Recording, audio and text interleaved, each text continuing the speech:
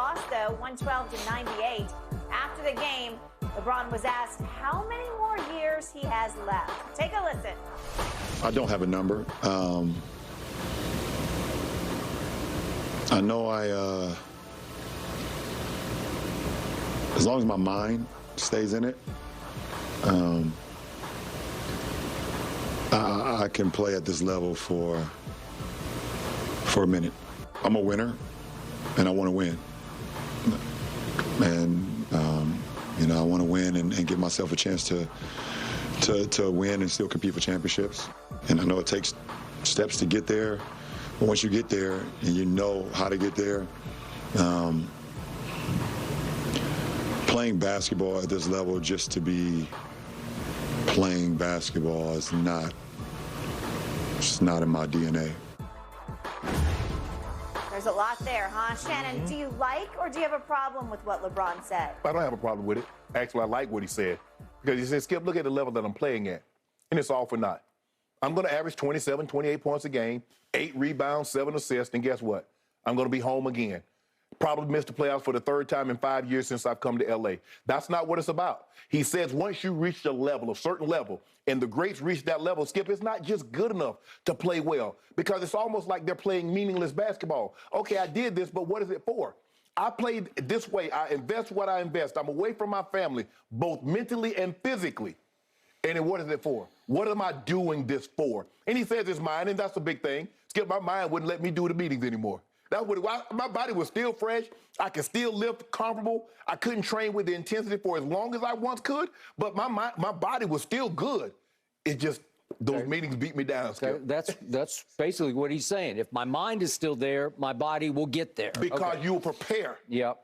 Like you need to prepare to make sure you're prepared. But Skip, I said, he's looking at it now, he's like, we're 14-21. And right now, we're 3 games away from the play-in spot. And it doesn't look like Anthony Davis is on the horizon in returning. And so what? I passed Kareem. Wow, that's an unbelievable accomplishment. Nobody thought it's been almost 40 yetie since Kareem broke this record. He's about to start his 19th straight All-Star game. Oh, unbelievable accomplishment.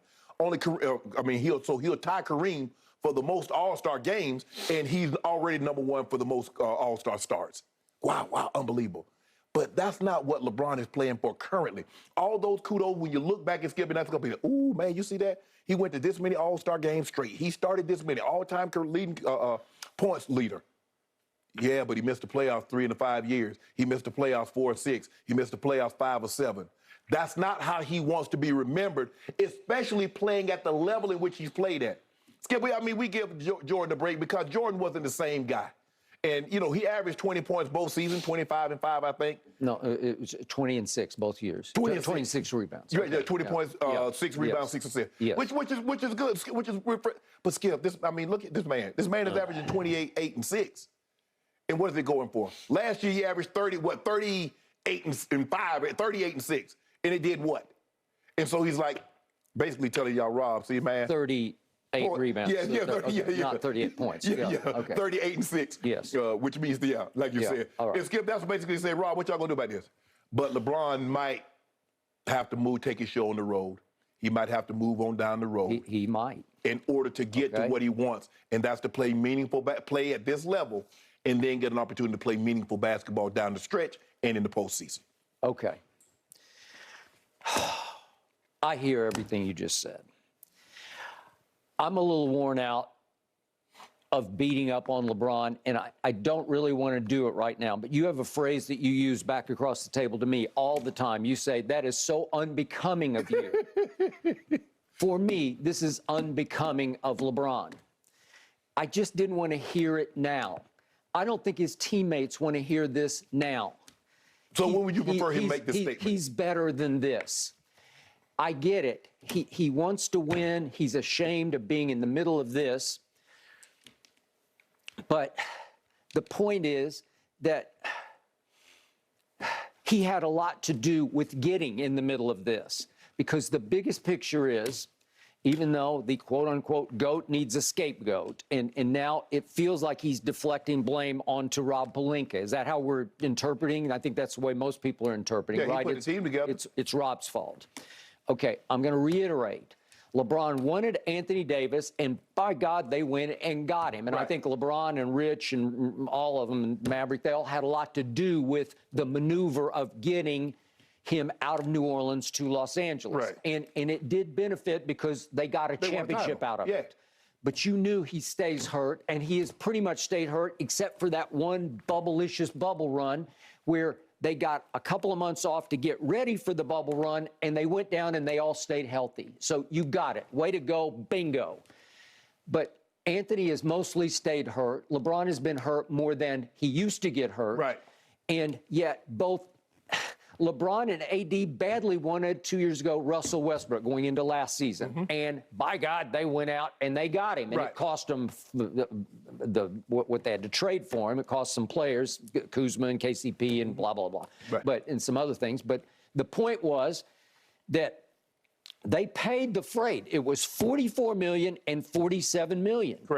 And then LeBron wanted max dollars, so they gave LeBron max dollars. And I tell you again and again, there's another way you can go at this. If you want to give Rob Pelinka a little more rope, if you want to look at it that way, but you want to give him a little more flexibility, you can go the Tim Duncan route. Because those last 3 years in San Antonio, he took pathetic salaries. He took close to minimum salaries so that they could maximize the bench. Well, so where's R.C. Buford at in this equation? All right. Well, I don't think Rob Pelinka is an idiot, but he's not R.C. Buford. I got you. But even you thought going into this year that this was the third or fourth best team in the West. So you didn't have a huge problem with what he had assembled at this point, given what cap room he had left, given the fact that LeBron wanted the max, AD's getting the max, and Russ has already gotten the max, right? It's you got a big three. You got 3 first-ballot Hall of Famers. And I keep telling you, there are nights when AD is right, because there was a 4-game stretch about a month ago when I'm not sure there's been a better 4-game stretch in the history of the league than the 4 he put together. So can he show you flashes of top 5? Sure he can.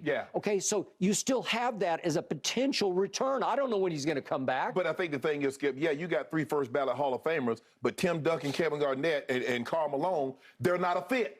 You got 3 first-ballot Hall of Famers. You put them on the same team, and what do you have? All right, but LeBron's smarter than that. He's got to know that, right? Well, clearly he didn't know it. He didn't know that one. So maybe he swung and missed at this one, but he's still got the highest IQ in basketball. So it's hard for me to dock him on that one because his gut was this will be the highest level. But when you commit to Russell Westbrook, you're committing to a whole lot of stuff, man. But also, Skip, when has LeBron had something and it didn't work?